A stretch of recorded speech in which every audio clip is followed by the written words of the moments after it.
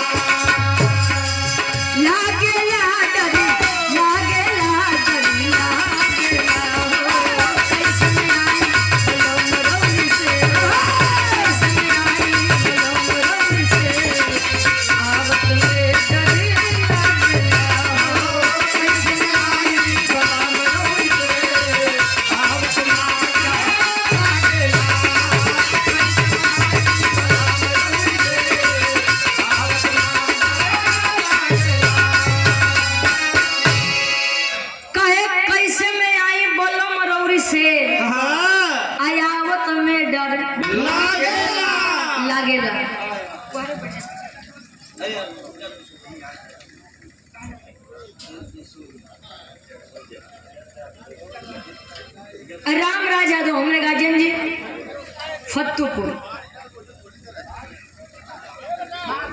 फत्तूपुर बाग से हमरे गार्जियन जी राम राज यादव जी 100 रुपए का सम्मान और शुरुआत की कड़ी में ही सम्मान कर दिया गया था। आदरणीय पूज्य हमारे गार्जियन जी 500 रुपए तक सम्मान किए थे और हमारा हौसला अफजाई किए थे। खासकर हौसला बढ़ावे खातिर आप इतना दूरी से आया दिल से धन्यवाद बा स्वागत बा सम्मान बा मंच के माध्यम से गुरु जी समझे खातिर बुझे खातिर बिटिया ये मंच के माध्यम से बीड़ावती सरस्वती माई से अरदास करे फरियाद करे। संसार में अगर असली भगवान कोई है तो हमारे माता और पिता होते हैं। कहे माता पिता न होते हम न होते आप न होते ये पूरा संसार न होता। और माता पिता के बाद एक माई ऐसा भी होती है जिसे हमारी माँ भी माँ कहती है और आपकी भी माँ उन्हें माँ ही कहती है। यानी जगत जननी माई बीड़ा वादनी मैहर वाली माई जेकर जैसा भक्ति बा जेकर जैसा विश्वास बा वैसे न भक्ति बा। अरदास वाले मंच के माध्यम से कैसे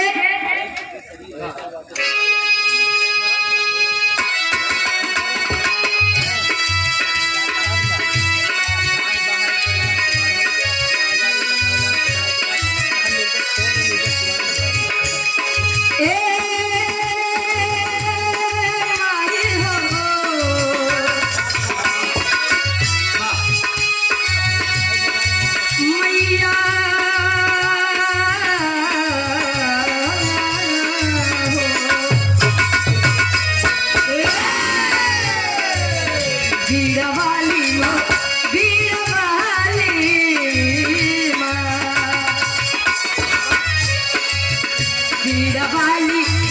महंसों पे होके सवार, बीड़ा वाली महंसों पे होके सवार, आज सभा में छेड़ा शिकार। बीड़ा वाली महंसों पे होके सवार, आज सभा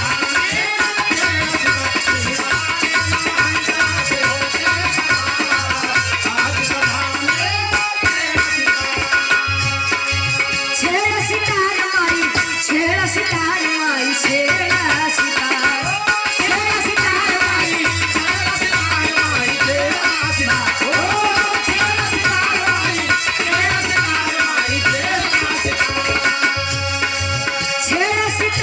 माई, छेड़ा शिकार माई, छेड़ा शिकार, बीड़ा वाली महंसों पे होके सवार, बीड़ा वाली महंसों पे होके सवार, आज सभा में छेड़ा शिकार। बीड़ा वाली महंसों पे होके सवार, आज सभा में छेड़ा शिकार। बीड़ा वाली महंसों पे होके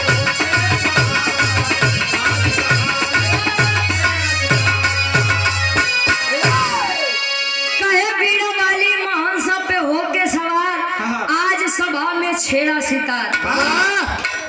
कहे मन मानो तो मथुरा, मन मानो तो मान ला तो देवी देवता नहीं मानता। विश्वास है तो लोग पत्थर में भी ईश्वर को खोज लेते हैं, और विश्वास नहीं है तो साक्षात ईश्वर भी दरवाजे पर आ जाए तो लोग बेइज्जत करके भगा देते हैं, हटा देते हैं। वेद शास्त्र हमारा कहता है कि अतिथि देवो भव, मतलब कि मेहमान भगवान के समान होता है। सत्यम जी भी प्रतापगढ़ से आए हैं और हम भी प्रतापगढ़ से ही आए हैं। आपके इस जौनपुर की धरती पर तो समझ ला 2 घंटा 4 घंटा खातिर हम दोनों गवैया खातिर भगवान है।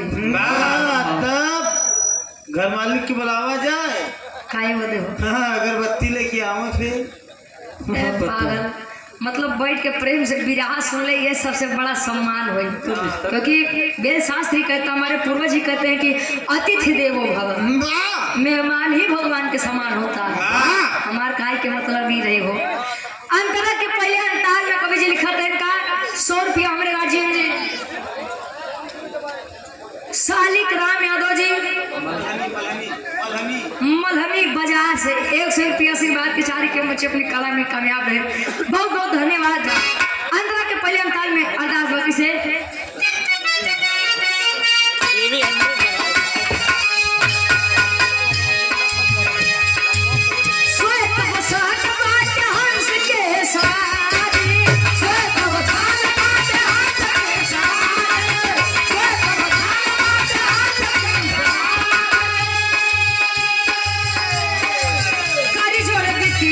खड़ी बाधुआरी, खड़ी बाधुआरी,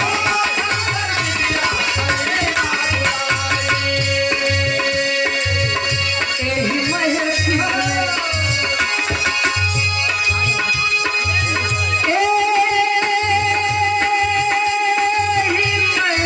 महफिल में, एही महफिल बिटिया खड़ी बाल छा, एही महफिल बिटिया खड़ी बाल छा, आज सभा में छेड़ा शिकार। एही महफिल बिटिया खड़ी बाल छा, आज सभा में छेड़ा शिकार। एही महफिल बिटिया खड़ी बाल छा,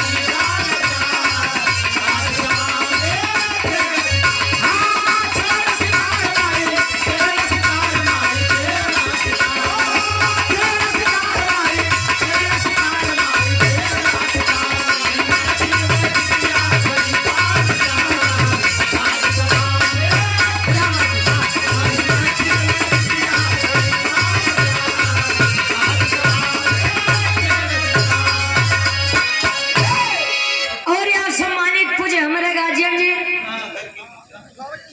घर के मलिकार साहब और कार्यक्रम के भी मलिकार साहब, पूज्य हमारे गार्जियन जी आप कविंदर नारायण यादव प्रधान जी के आप पूज्य पिताजी, यानी लड़की के आजा जी वाह हमने देखिए बता कि बिरहाजे का प्रमाण खंडन का बात बिरहाजे का माई बाबू के बात गुरु बिहारी गणेश गुणकारी गुरु बिहारी गणेश गुणकारी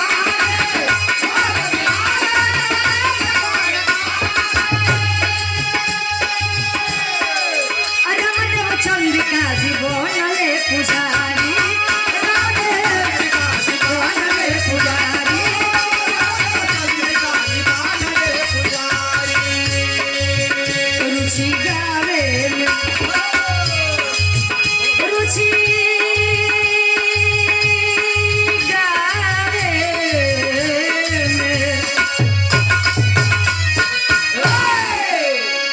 तरुषि गावे में माई रहिया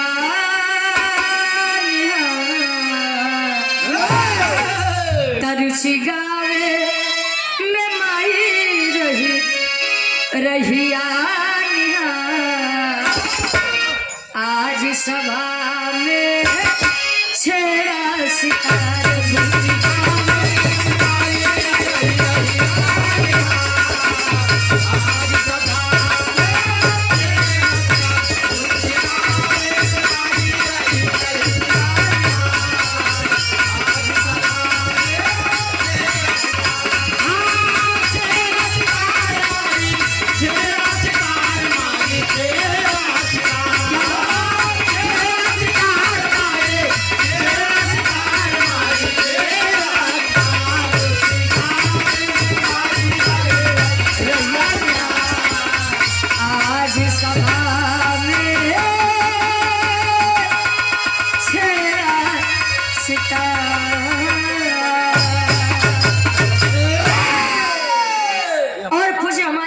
सम्मानित धर्म के बड़े भाई आप समरनाथ यादव उर्फ मटरू भैया हमारे गार्जियन जी के द्वारा ये 200 रुपए का सम्मान चरणों में कोट कोट मन आशीर्वाद के साथ